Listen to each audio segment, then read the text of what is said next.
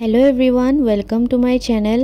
এটো মোৰ প্ৰথমটো ভিডিও আপোনালোকলে আগবঢ়াইছো। আশা কৰো আপোনালোকে ভাল পাব ভিডিওটো চাই। যেহেতু মই কেইমাহমান ধৰি এপিএসসি কাৰণে প্ৰিপাৰেচন ষ্টাৰ্ট কৰিছো।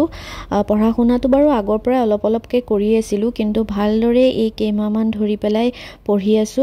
গতিকে ভাবিছো যে আপোনালোকৰ লগত মোৰ জাৰ্নিটো শেয়াৰ কৰো, কিয়নো মই ভিডিও বনাই ইটো হিটো কৰি পেলাই খুবেই ভাল পাওঁ। সেয়েহে মোৰ ষ্টাডি বিলাক ব্লগৰ জৰিয়তে আপোনালোকলে আগবঢ়াম বুলি ভাবিছো। আশা কৰো আপোনালোকে চাই ভাল পাব। এয়া মই ৰাতি গুটেই টেবুলটো অলপ পৰিপাটি কৰি লৈছো, কিয়নো বহুত মানে অসিজিলতা হৈ আছিল। সেয়েহে গুটেইখিনি প্ৰথমে সিজিল কৰি লৈছো।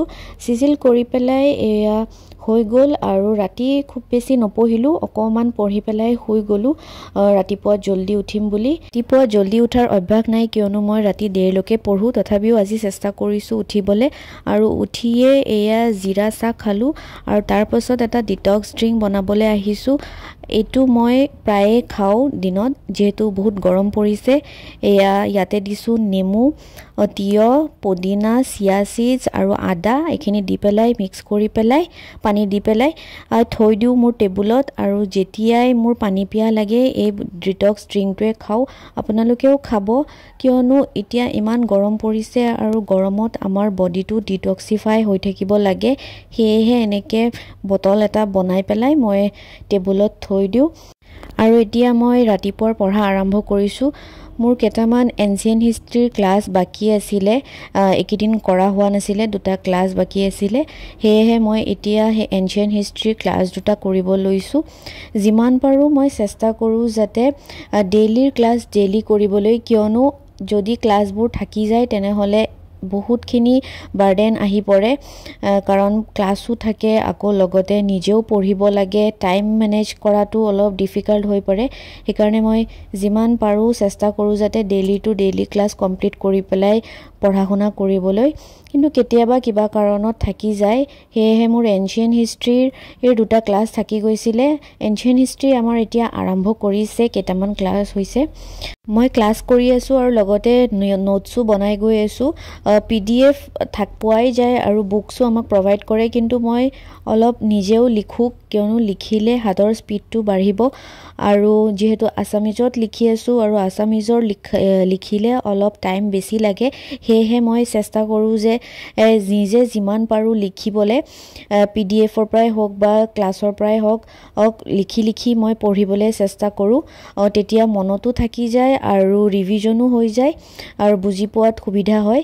সেয়েহে এতিয়া ক্লাছটো কৰি আছো, দুটা ক্লাছ।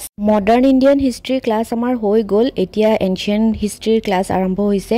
মডাৰ্ণ ইণ্ডিয়ান হিষ্ট্ৰীৰ নোটছখিনিও মোৰ বনোৱা হৈ গ'ল আৰু দুবাৰমান মই ৰিভাইজো কৰিলো। এতিয়া এনচিয়েন্ট হিষ্ট্ৰী পঢ়ি আছো। আগতে এনচিয়েন্ট বুলি নহয়, হিষ্ট্ৰী ছাবজেক্টটোৱে বৰিং লাগিছিলে মোৰ, কিন্তু আজিকালি যেতিয়া চিষ্টেমেটিকেলি পঢ়া আৰম্ভ কৰিছো তেতিয়াৰ পৰা খুবেই মোৰ ভাল লাগিছে হিষ্ট্ৰী ক্লাছ। আৰু হিষ্ট্ৰীৰ মই কি কৰিছো, সেবা বোৰ্ডৰ ক্লাছ 6ৰ পৰা ক্লাছ 10লৈকে গোটেইকেইখন বুক ছ'চিয়েল সায়েন্সৰ ডাউনলোড কৰি পেলাই তাৰ পৰা PDFৰ পৰা মই হিষ্ট্ৰী পাৰ্টখিনি পঢ়িছো। তেতিয়া একদম বুজিবলৈ সহজ হৈ পৰিছে আৰু চিষ্টেমেটিকেলি পুৰা ক্লাছ 6ৰ পৰা ধুনীয়াকৈ গোটেইখিনি দিয়া আছে। আপোনালোকেও তেনেকৈ পঢ়িব পাৰে। সেবা বোৰ্ডৰ ক্লাছ 6ৰ পৰা ক্লাছ 10লৈকে ছ'চিয়েল সায়েন্সৰ বুকৰ পৰা হিষ্ট্ৰী ময়ো তেনেকেই পঢ়ি আছো। তেতিয়া একদম ইজিলি গোটেইখিনি বুজি পাই যায়। আৰু তেনেকে ধৰণে পঢ়িলে সুবিধা হয়। অকল হিষ্ট্ৰী বুলি নহয়, তাতে ছ'চিয়েল সায়েন্স বুকত হিষ্ট্ৰী, পলিটিকেল, ইকনমিক, জিঅ'গ্ৰাফি গোটেইখিনিয়ে থাকে। তেনেকেও পঢ়িব পাৰে। মই তেনেকে পঢ়ি আছো। আৰু এয়া মোৰ দুটা ক্লাছ হৈ গ'ল আৰু ক্লাছ কৰি পেলাই এইখিনি লিখি ললো নোটছখিনি। আসামিজত লিখিছো। আপোনালোকে আসামিজত প্ৰিপাৰেচন কৰি আছে নে ইংলিছত কৰি আছে মোক কমেণ্টত জনাবচোন। মই আসামিজতে কৰি আছো আৰু হৈ গ'ল এয়া।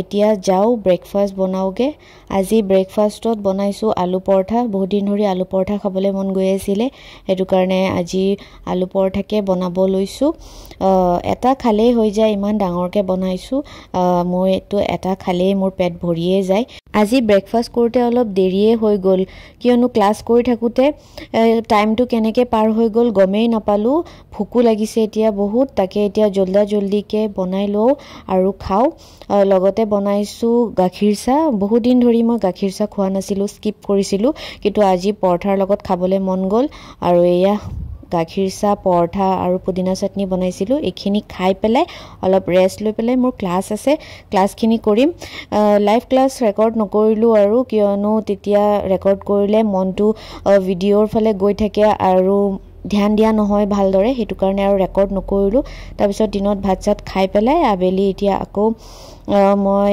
আসাম কাৰেন্ট এফেয়াৰ্সৰ লাষ্ট উইকৰ টাস্কখিনি কৰিব লৈছো মানে কম্বাইন ক্লাস হয় উইকলি আসাম কাৰেন্ট এফেয়াৰ্সৰ ক্লাস হয় এটো 1 ঘন্টা কৰিলো আৰু এখিনি টপিক আছিল এখিনি টপিক মই কভাৰ কৰিলো আৰু শৰ্টকে মই যিমান পাৰো নিজৰ বুজা মানে নিজে যাতে বুজি পাও তেনেকে অকনকে লিখি লৈছো আৰু এখিনি হৈ গল আসাম কাৰেন্ট এফেয়াৰ্সৰ লাষ্ট উইকৰ টপিক উইকলি দিয়া হয় ভিডিও ইউটিউবতে পোৱা যায় এসপিএমৰ গটিকে আপোনালোকেও চাব আৰু আবেলি এই সাতা খাই পেলাই ৰাতি আকৌ এতিয়া পঢ়িব আহিছো এতিয়া মই আজি আৰু নতুন টপিক স্টাৰ্ট কৰা নাই এনশিয়েন্ট হিষ্ট্ৰীৰ যিকিটা ক্লাস আজি কৰিলো আগৰ দুটা পেন্ডিং আছিল আৰু আজিৰ এটা আছিল তিনিটা ক্লাসে মই ৰিভিজন কৰিলো তিনিটা ক্লাস আৰু আগৰ যিখিনি অলপ আছিল এই গুটেইখিনি মিলাই পেলাই একদম প্ৰথমৰ পৰা ৰিভাইজ কৰিলো কিয়নো বেলেগ সাবজেক্ট পঢ়িলে এতিয়া একো মনত নাথাকিব